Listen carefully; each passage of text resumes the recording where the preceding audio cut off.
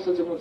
तब रामानंद जी ने कहा था कि दो ठोर है एक तू, और भया एक से दो, कह गरीब दास हम कारण है, तुम आए हो मगदो, मगदो माने सफर करके वहां से चल कर आए हो। आज ने गिरदास साहिब जी ने कहा कि अजब नगर में ले गए हमको सतगुरु आन, और जल के गम अगाध गति में सुते चादर तान।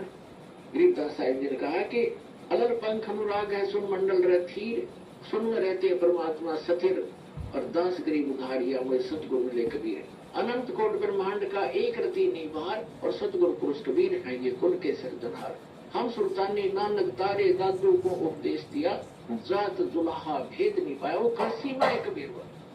अब इतने परमाणु महापुरुषों के हैं जिन्होंने भगवान को देखा, उन्होंने ये बताया कि वो परमात्मा ऊपर रहता है, और स्वयं भी परमात्मा खुद कहते हैं मैं वहाँ ऊपर रहता हूँ। अब सत कबीर दास गरीब अधर बसूं, ऊपर रहता हूँ मैं, और वहां से तुम्हारे लिए हम आते हैं।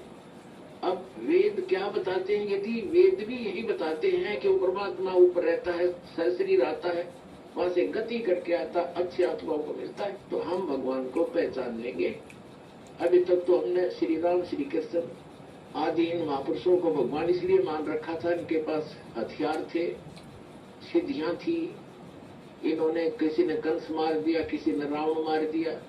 हम उस भगवान के पुजारी है जो मारता नहीं, वो सबका रक्षक है, कर्माधार पर छोड़ देता, जो जैसे करेगा वो कर लेगा, लेकिन वो मारता नहीं और मरता भी नहीं किसी से, उसको डर नहीं, हथियार रखता नहीं। इसलिए तो उस परमात्मा के पुजारी हैं जो कभी किसी को मारता नहीं है, जो लहा बनकर एक गरीब व्यक्ति की तरफ अपना पालन पोषण भी निर्वाह भी स्वयं करते हैं।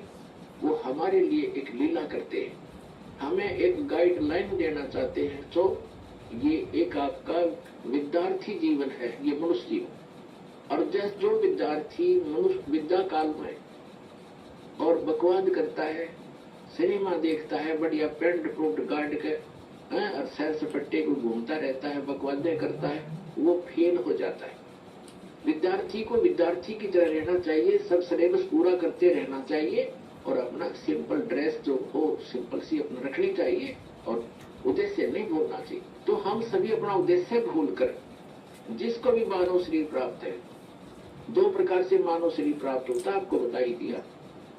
एक तो पूर्व जन्म के शुभ संस्कारों से मानव शरीर लगातार कई जन्म भी हो सकते हैं, और एक केवल 84 लाख योनियों को भोगने के बाद टर्न वाइज मिलता है, यानी नंबर पे वो एक मिलता ही मिलता है।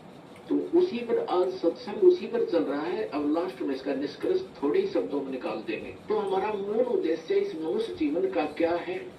जैसे एक विद्यार्थी का विद्या प्राप्त करके, और जो उस यूनिवर्सिटी में विद्यालय में जो वो मेहनत कर रहा है, स्टडी कर रहा है, उसका किया हुआ फल उसको फील्ड में मिलेगा। जैसे कोई डॉक्टरी कर रहा था, उसी सुविधा को वही खोजता रहा स्टडी काल में, टाइम में, विद्या काल में, तो बच्चा फेल हो जाएगा, उसको कुछ नहीं मिलने का।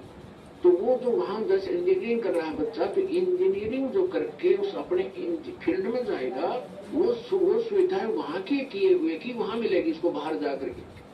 तो आप जी मनुष्य जीवन प्राप्त प्राणी एक विद्यार्थी हो, और जो विद्यार्थी अपने दिग्भ्रष्ट हो गए हैं, उद्देश्य भूल चुके हैं, वो फिर बहुत दुखी होंगे। जैसे एक समय ये दास एक जूनियर इंजीनियर था, वहीं पर हमारे महकमे का कार्य भी चल रहा था, और वहीं पर रोड का कार्य भी, बीएनआर का कार्य चल रहा था। वहां एक व्यक्ति अपने बच्चों समेत, उसके बच्चे वहां मिट्टी में सो रहे थे, वहां वो टोकरियां मिट्टी डाल रहा था सड़क पर, और उसका सहपाठी था, वो वहां का एक्शन बना हुआ था बीएनआर का, बिल्डिंग एंड रोड्स का। वो वहां आया, वो इंस्पेक्शन करके चला गया। तो उसके जाने के बाद वो व्यक्ति कहता है, मजदूर, वो क्या कहता है कि मेरे कर्म फूट गए, मेरे भाग फूट गए।